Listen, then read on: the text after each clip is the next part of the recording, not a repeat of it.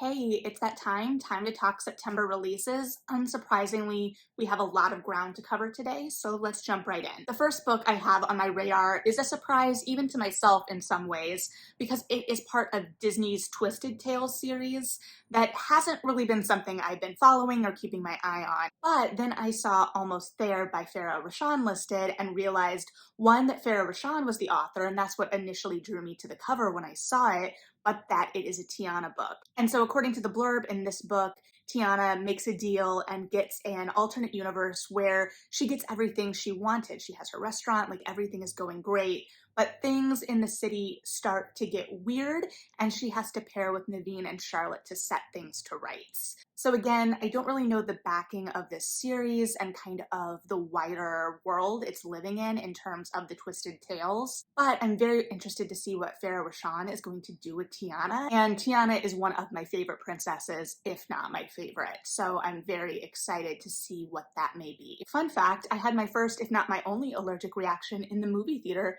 seeing The Princess and the Frog. I was on new sulfa drugs for my acne, and turns out I'm allergic to sulfa drugs. I took my necklace off at one point. I was getting like warm. I kept asking my mom, "Are you warm?" And she was like, "No." And I was like vaguely itching, but I was so engrossed in the movie, I wasn't really paying attention. And we got out and I was like covered in a rash. And my mom flipped out because in that moment, she realized her sister is allergic to sulfa drugs to the point where her throat would close up. So she spent like the rest of the night just like watching me. But that being said, I loved Princess and the Frog enough to ignore an allergic reaction, so. And then next we have The Marriage Portrait by Maggie O'Farrell. She wrote Hamnet, which I admittedly have not read yet, but have heard nothing but great things about. I just know based on the blurb and what that book is about that it's going to be rooted in a lot of grief, and haven't found myself in a place where that's what I want to explore, even as I'm aware that the lush Elizabethan Shakespearean atmosphere is something that I would definitely be interested in. But this book is following Lucrezia de Medici, and apologies for my pronunciation there, and is focused on the Italian Renaissance. And I believe the framing here is a creation of a portrait after her marriage, but is looking at her life in court and kind of the politics of all of that. The Medicis as a family loom large in history, but I admittedly have not read enough fiction really engaging with that time period and these people. But I anticipate this being a really lush historical fiction novel that will probably be right up my alley, dealing with women and how they grasp power historically within these worlds, and kind of court politicking and gossip and how those coincide, and combining that with a cultural moment that is in flux and on the brink of something. We're in the midst of the Renaissance, and I'm very interested in that. Oddly enough, I think the last book I read that really engaged with this period and place was the last in the Wolf Hall trilogy, so that obviously wasn't really centering the Italian politics at the forefront, and I admittedly don't really have as strong a sense of the workings of the politics of that time and place. So I'm very intrigued by this, and I think this is definitely going to be one of the big historical fiction titles for the fall, and one I'm excited about because as a historical fiction reader, though I haven't been reading as deeply in historical fiction recently as I would like, I mean, I'm not reading as deeply in any genre as I would like ideally, but I generally, when I'm thinking of historical fiction, prefer things before World War I. Clearly, I'm still reading things that take place after, but I think especially recently within the last 5 to 10 years, I think that there's been a real focus on World War I and World War II era fiction in the historical fiction space. That's what's really been selling. And admittedly, there is a huge market for it. And I know many, many readers that gravitate toward that era, but I don't. I read things in that era, but it's generally something else that's pulling me in. I'm not looking for the new releases that kind of focus on that time period necessarily. So this is more in line with where I gravitate in my historical fiction, and I'm excited to see what it is. That being said, I would also be really interested to see more historical fiction in this vein and pre-World War I that is not through a Western lens. So I will keep my eye out for that. If you have recommendations, please give them, not necessarily new. But yeah, larger historical fiction dialogue aside, I am very excited for this book. These are all coming out the 6th as well. I realize I didn't say. And then next we have the Sunbearer Trials by Aiden Thomas. Thomas wrote Cemetery Boys, which I read, I want to say a couple years ago now, and I loved. I know last year he released a book that was a Peter Pan retelling, I believe, which is why I haven't picked it up yet, because I just don't gravitate toward Peter Pan retellings in general. So this is a more straightforward fantasy. According to the blurb, this is about a group of semideos who are competing to be the next bearers of light. However, it's not just competing to win, but competing to not lose, because the loser of the trials is the sacrifice. And our protagonist Teo has never really had reason to worry about the trials except for those he's close with or maybe rivals of, until he is unexpectedly selected for the trials, and then he must compete against all of these other competitors who have been more prepared for these challenges. And so it feels like it's going to be perfect for fans like Percy Jackson, because we're dealing with children of gods.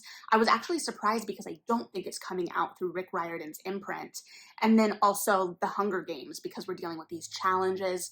Presumably there will be alliances and breaking of alliances, backstabbing, twists, turns, who knows? But this sounds like it's going to be a lot of fun and rooted in the mythology in a really compelling way. May also be great for fans of Gods in Jade and Shadow by Silvia Moreno Garcia, which everyone should be a fan of if you haven't read it yet. I love that book. So, and then we've got Selfmade Boys by Anna Marie McLemore, which is part of the series I mentioned in my Back to School video, which is a series looking at classic narratives through a more diverse lens. And so this is a Gatsby retelling that is not only exploring Nick and Jay Gatsby as trans men, but also this idea of erasing cultural heritage and this idea of Daisy passing as white within this narrative. So I really think it's going to be engaging with the idea of the American dream and the criticism of the American dream that we get in Gatsby through an engaging lens. And I think it's going to be a great complement for the other Gatsby retelling I haven't shut up about in the last year, The Chosen and the Beautiful by Niveau. So I think that they're both going to be exploring similar ideas from different angles. So I'm very excited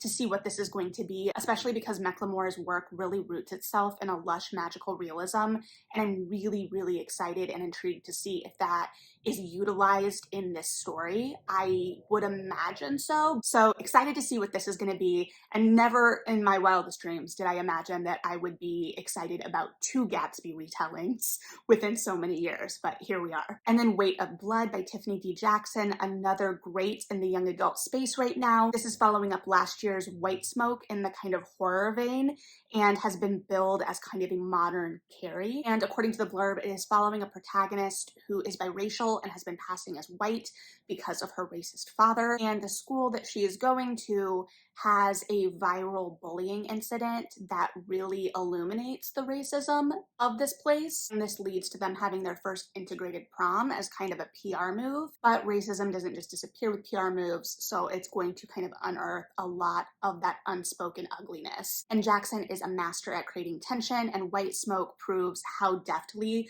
she can kind of illuminate and articulate a lot of this unspoken ugliness through action. So I'm anticipating this being a very emotionally turbulent ride. And then we have Fairy Tale by Stephen King, which admittedly I'm not sure if I will read, but I am intrigued because this appears to be a portal fantasy of sorts. And I haven't read much Stephen King. I've read Salem's Lot, but that may be it. Maybe I need to change that. Maybe I don't. I am intrigued by this because I want to know if it is complicating the larger idea of the portal fantasy, because it does seem to be exploring this idea of a young man going into this fantasy realm and becoming a savior of sorts. And so I'm not sure if this is going to be kind of an opportunity to explore more deeply psychological things through this other world for the protagonist, or what I'm kind of hoping it may be in terms of it being in more active conversation with the idea of young men in this kind of fantasy space and with this kind of heroic journey. But again, I don't know if this is what that will end up being or if Stephen King is really the author to explore that, but it made me really aware that I'm interested in something exploring that. So I don't know. For my Stephen King fans, let me know if you know more about this and what you're expecting from it. And then on September 13th, we have a nonfiction title that I'm going to need to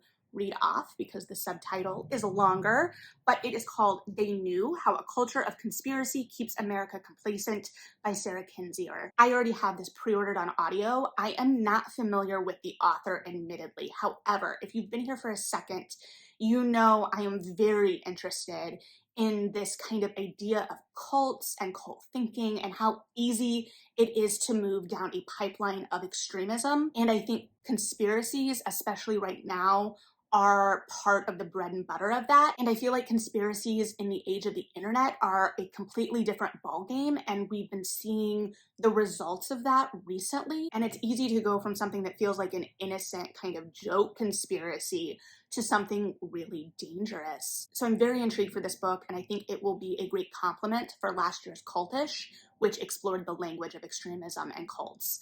And I'm giving myself another mental reminder right now to recommend that for my book club, because I've been waiting for it to come out in paperback, and I think it might be now. So just mental note to myself. And then I'm the Girl by Courtney Summers, the next Courtney Summers release to emotionally eviscerate us, I am sure. Based on the blurb, this feels the most closely aligned to Sadie, which I would argue is Summers' biggest breakout, even though I think All the Rage really set the stage for that. And it involves a 16-year-old protagonist who discovers the body of a 13-year-old. She teams up with the sister of this victim to figure out what happened, try and prevent it from happening again, and bring justice for this girl. And based on this line in the blurb, when money, power, and beauty rule, it may not be a matter of who is guilty, but who is guiltiest. I think it's really going to be exploring kind of complicity, the way society may allow for atrocities to happen or be ignored. And based on her work that I've read, Summers is very interested in exploring that dichotomy of power. So just based on my own reading history with her, I'm expecting to see strong, resilient young women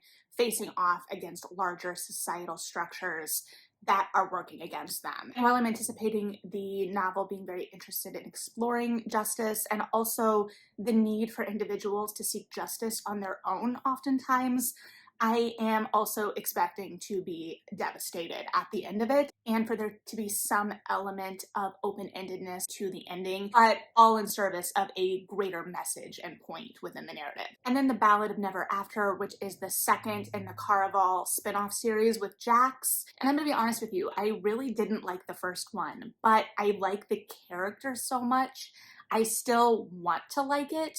So I don't know if and when I will get to this, because based on my reception of the first one, it's lower on my list of priorities, but I'm still very intrigued by this world and want to like it, so there's that. And then also in the realm of fairy tales, a book I admittedly know little about, Thistlefoot by Jenna Rose Nethercott. This is a Baba Yaga retelling of a sort. It's about two siblings, the Yaga siblings, who inherit a house on chicken legs, the Baba Yaga home, and they are estranged, but they've inherited this, and then they are also being chased by a sinister figure. So while the blurb comps this to American Gods and Spinning Silver, based on the blurb itself, I am also getting elements of the Book of Lost Things by John Connolly. So I'm very interested because it seems to be an exploration of magic and legacy and who gets to carry on stories.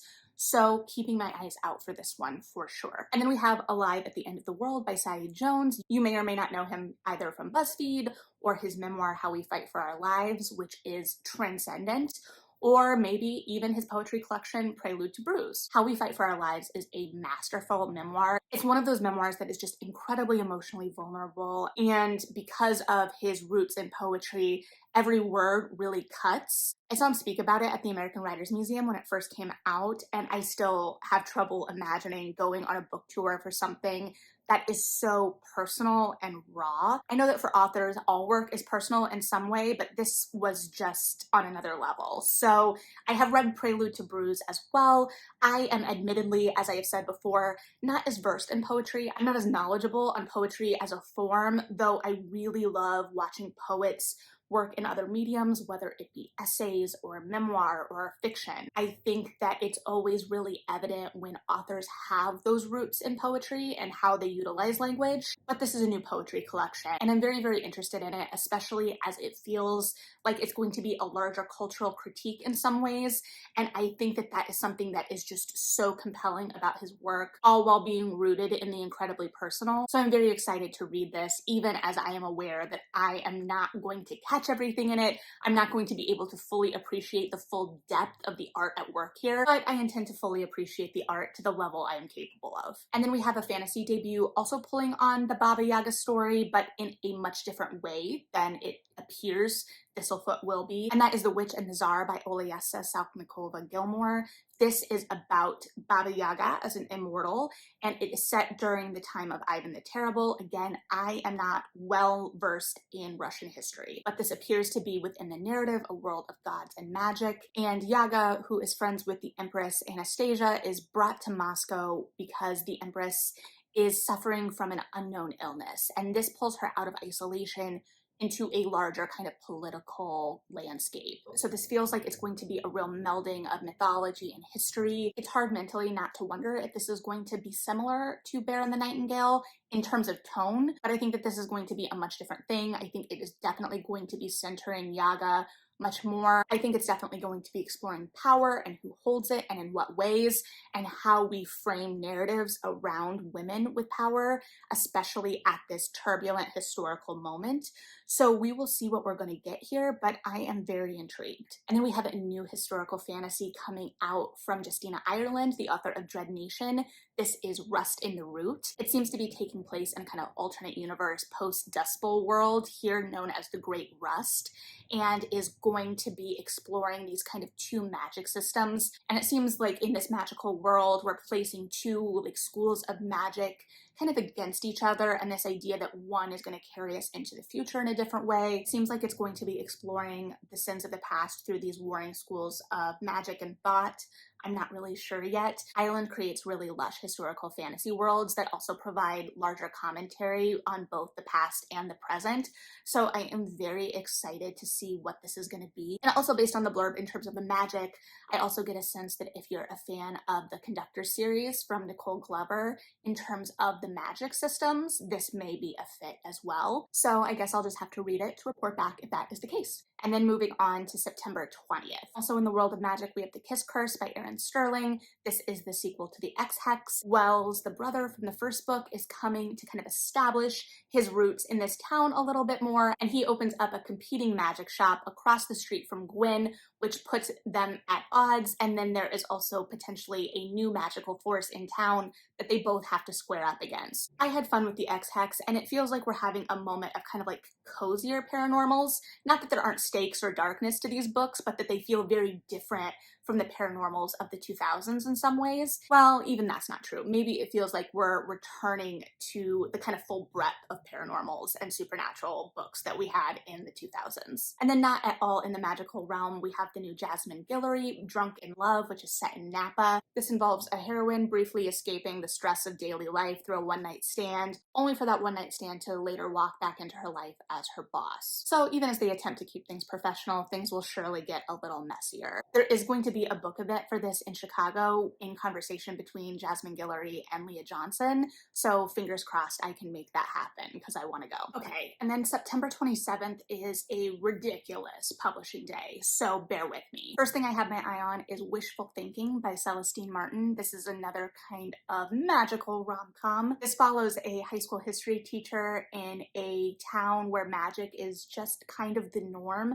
whose hope and wish for more turns into a spell that doesn't let her say no to things, just as her high school crush returns to town. So there is a lot of opportunity here in terms of second chances and pushing beyond comfort zones. I only hope it doesn't veer too far into secondhand embarrassment realm. So we'll see. I don't know anything about this author, but it looks really cute and looks perfect as we start to edge into the spooky season and also wanting some more witchy romances. From the non-witchy side of things, we have How the Wallflower Was Won by Eva Lee. This is the sequel to The Good Girl's Guide to Rakes, which I talked about earlier this year in my Rake Off. I am really excited about this one because per the blurb and the title, it involves a wallflower and a marriage of convenience, because the conceit of this series is that all of our heroes have to get married per their parents because they broke their sister's wedding, kind of ruined everything. So the third book will presumably be their sister's book, but here we have the gambler brother Finn from the first book, who we don't really get to see a whole lot of in action. And here a blue stocking heroine Tabitha catches his eye, but he doesn't think she'll give him the time of day. But she's interested in gaining entry to the Sterling Society that doesn't admit unmarried ladies,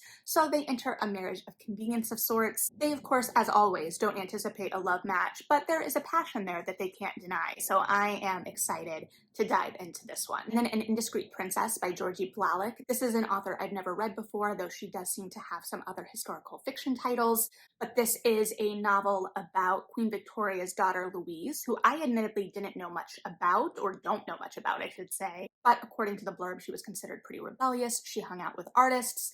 And so I'm sure the novel is going to be exploring, obviously, her life, but that struggle between duty and desire. So we'll see. It also made me think of Alice Roosevelt from when I took my Roosevelt's class, but I don't know. And then also in the realm of historical fiction, and from one of the giants in the genre right now, and is what I'm anticipating being one of the big books of the fall, Shrines of Deity by Kate Atkinson.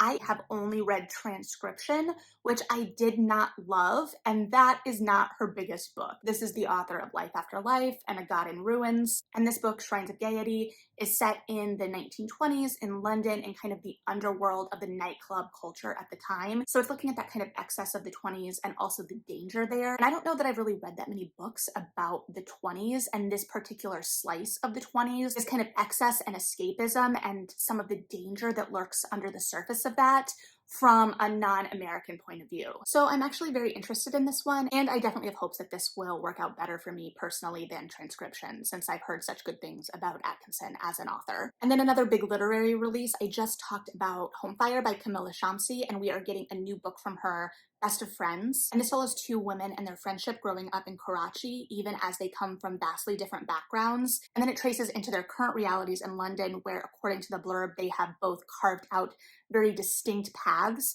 but then something from their past, figures from their past come back, and this resurfacing forces them to grapple with their past and the differences that they presumably never really articulated or have never come to a head in a significant way. This is that moment. So I'm very interested in this one, especially having read Wahala earlier this year, which I feel like takes a more thriller bend, but also feels like it's really exploring those unspoken differences within a friend group. And then Spells for Forgetting by Adrienne Young, which seems like it's going to be an exploration of tragedy in a small town and reckoning with the past. It follows a protagonist whose best friend is murdered, and her friend's boyfriend is blamed for the murder and kind of chased out of town. But this town also has a magic to it, and things start to get odd just as this man returns to town to bury his mother's ashes, but also presumably reckon with the past.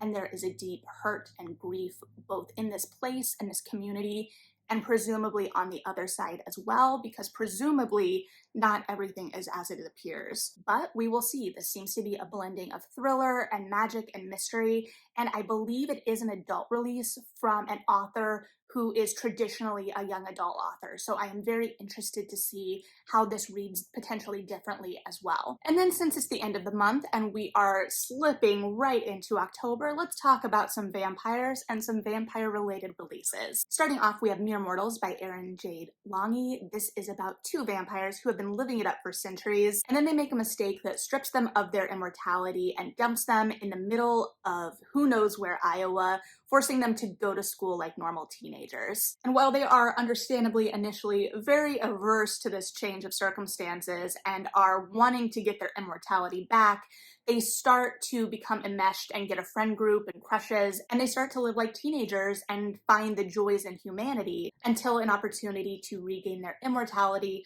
potentially puts them at odds with the community they built. So I'm hoping that this will be a really fun, engaging, tongue-in-cheek kind of reversal of expectations from the vampire novels that were the most popular when I was coming up in the 2000s. So I'm excited to see what this is. And then we have potentially one of my most anticipated releases of the year, House of Hunger by Alexis Henderson. This is the author of The Year of the Witching, though this is not related to that book.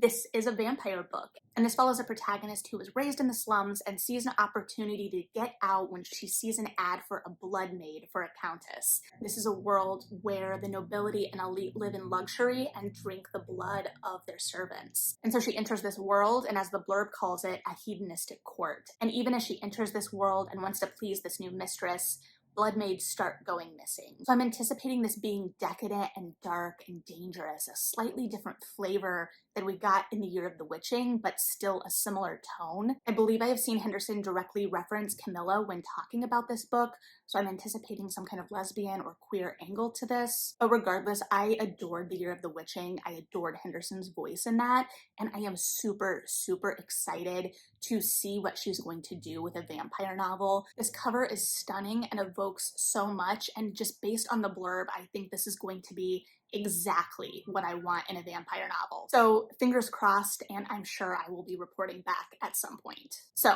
that is September. We did it. There is a lot coming out this month. As always, I'm sure I forgot things, so let me know what you're excited about, whether I've talked about it or not. Thanks for hanging in with me for a pretty long release month. Like and subscribe if you feel like it. Always appreciated, but never necessary. Read something good, and yeah, bye.